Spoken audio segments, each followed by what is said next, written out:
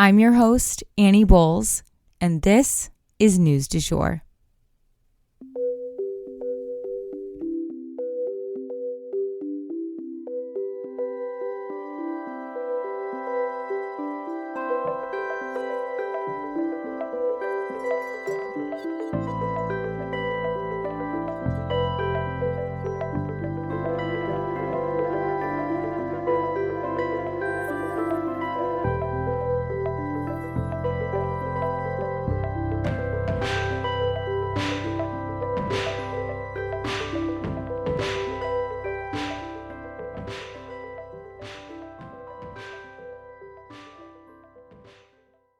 Hey, you guys, and welcome back to the News du Jour, a calmer space to consume the news.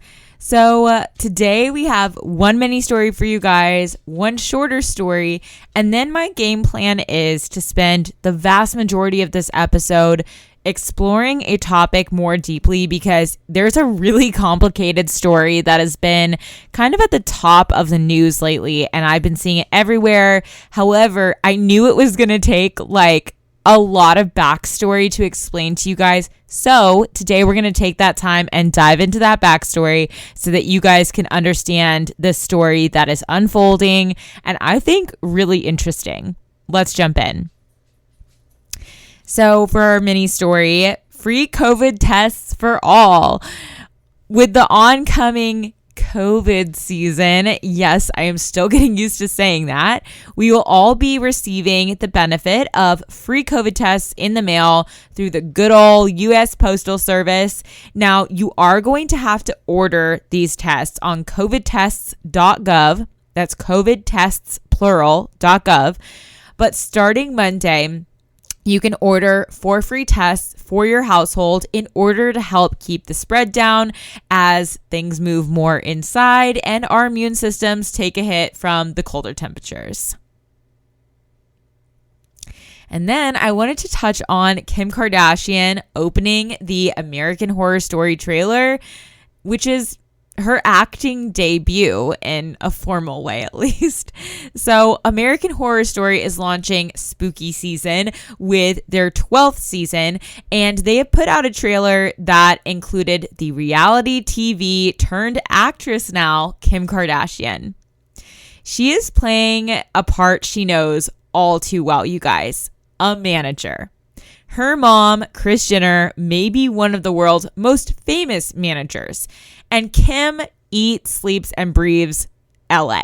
It is her home. It is her stomping grounds. It is her playground. And it is full of the industry types that she's actually going to be playing in American Horror Story. For the most part, reviews that have come out so far have said she nailed it.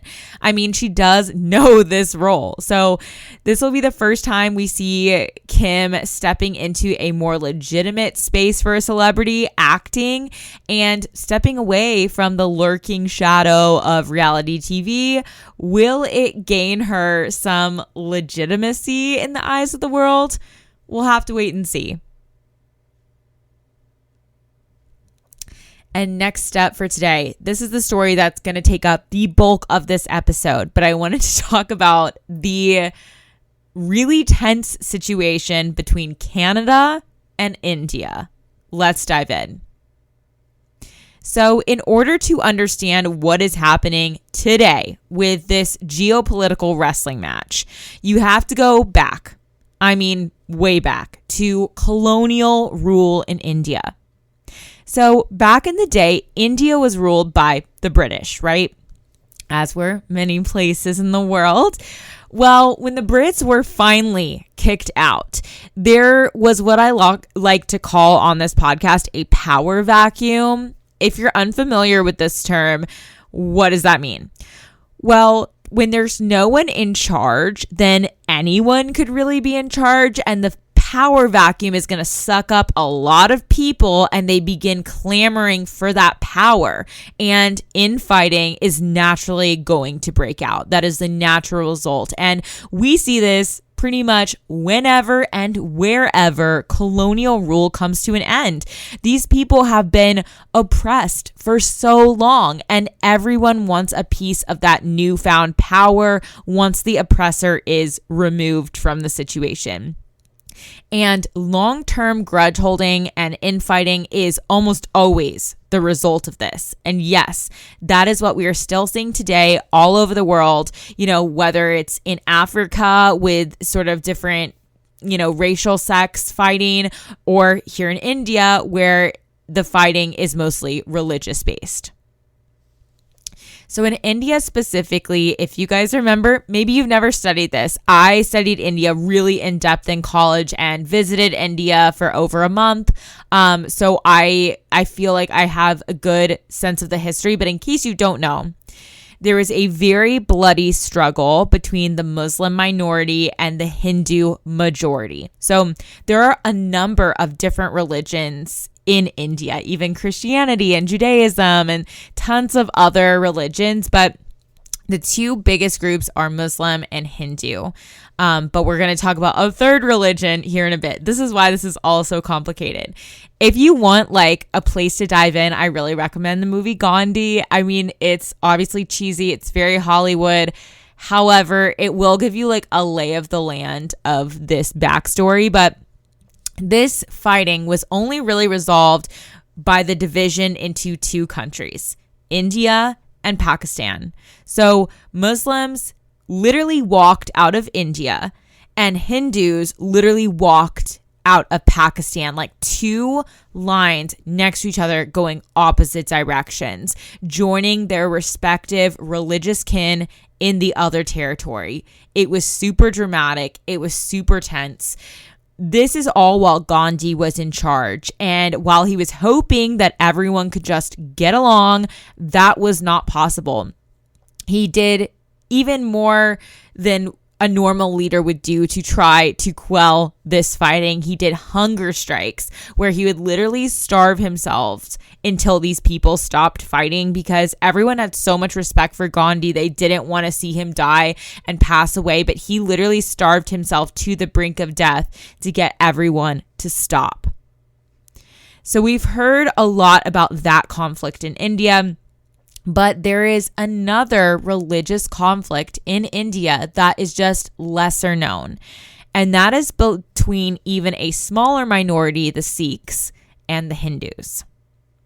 You see, long after the Muslim population established themselves in Pakistan, the Sikhs actually wanted to establish a territory in the Punjab that was their own country.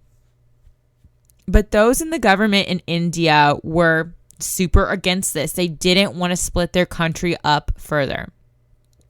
A female prime minister of India even cracked down violently when there was an uprising that occurred of the Sikhs trying to claim this territory. And after that happened, the Sikhs were super beaten down, and her Sikh bodyguards even assassinated her in retaliation. And so again, it begins this tit for tat, eye for eye, cyclical type of violence that I was talking about that, we see all over the world in places where the colonial rule was removed.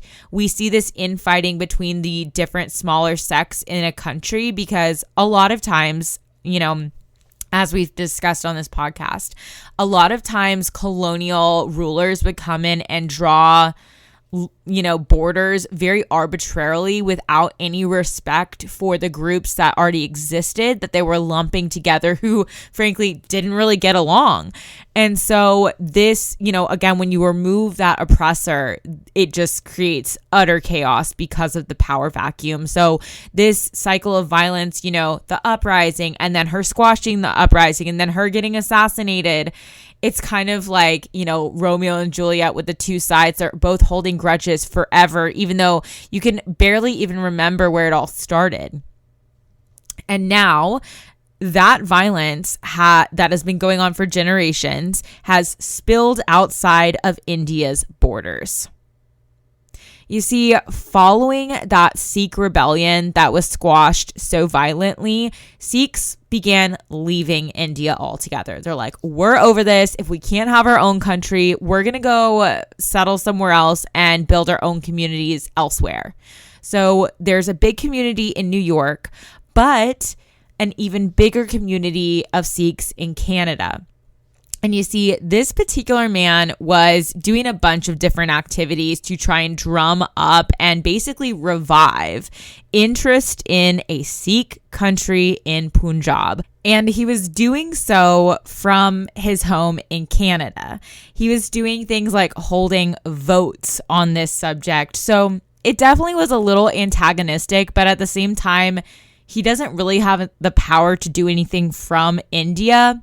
I guess that's debatable. But either way, this activist was shot dead, murdered in June in a parking lot by two masked men who then jumped in a car and sped away. So this happened. Obviously, there were a lot of questions.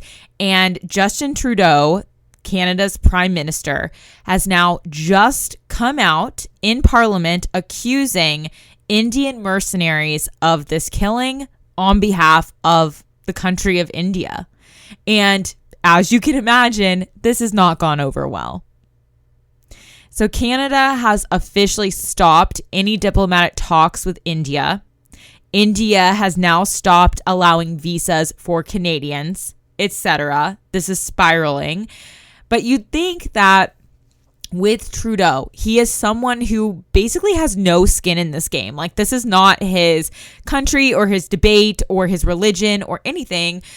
You would think that he would not make these accusations lightly. He had to know that this would have enormous geopolitical ramifications. So there has to be some reason for him to think that this was a murder on the part of India.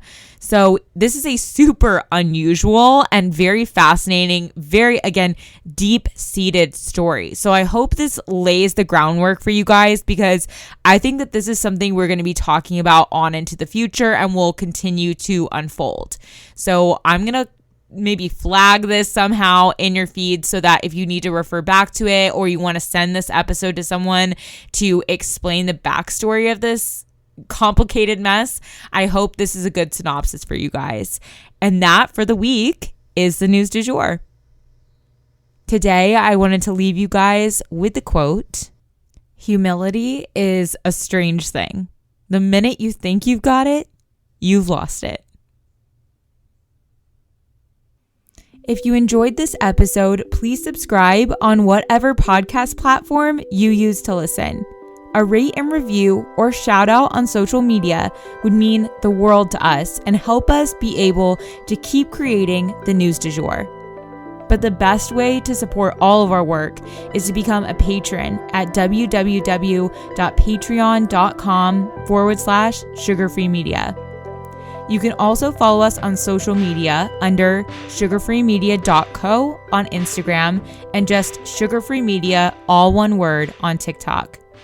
Any little noises you may hear in the background are my rescue pup. He has a little separation anxiety and always records with me. We appreciate you listening and look forward to telling you about the news again next time on News du Jour. Broadcasting from Oklahoma.